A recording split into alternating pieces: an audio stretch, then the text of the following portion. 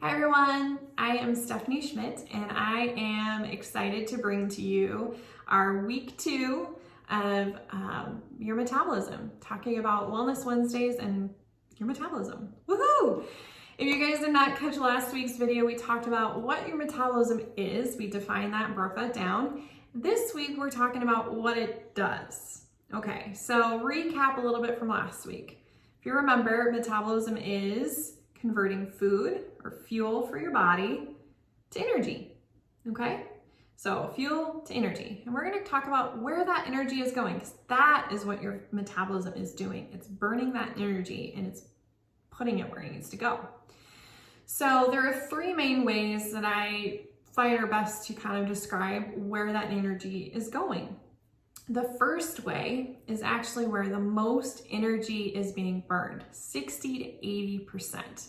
This might surprise you guys because it did me when I was doing my research. This is when your body is at rest. What? Do you remember me talking about BMR, basal metabolic rate, last week? Yeah. So that was where number of calories needed for your body to function. We're gonna dive into that a little bit more here in a second. So when at rest is the most. Second one is when your body is breaking down the food. Your digestive system is kind of working there and you're breaking that food down. That's only 10%. Third way is physical activity. Now I'm talking getting that heart rate up and pumping, okay? It's not just, walking from this room to the next room. It is the getting that heart rate going and using those muscles. That is 10 to 30%. These percentages all vary based on each person and different factors, but it's a good average for you guys to keep in mind. All right, so let's look at this. If your metabolism's 100%, those are the categories we're looking at, the 3, that would add it to 100%. That means your metabolism is working all the time, every single day, 24/7, all right? And the most of it is when at rest. So what does that mean? Well, when at rest, your circulatory system, your heart is pumping. This is actually the muscle that burns the most calories in a day because it's constantly pumping the blood where it needs to go. Then you've got your brain, which is the second highest burning calories. And that's constantly function because it's telling organs and things in your body to do what it needs to do. You're using it to think, speak, all those things. It burns a ton of calories. It's a muscle, right? You got 2 big muscles there. Now, when you're breathing in oxygen, it's being converted to carbon dioxide. So you've got that system, your respiratory system. Your metabolism is sending, food, nutrients to all these areas. It also is affecting your hormone levels and helping burn the energy there. And it's also doing that with your regulating your body temperature. Okay, so I get, Stephanie, that my body is burning the energy every day. And that's why it's so high is when I'm at rest, because my brain and my heart and just the regular functions of my body is burning a lot of calories.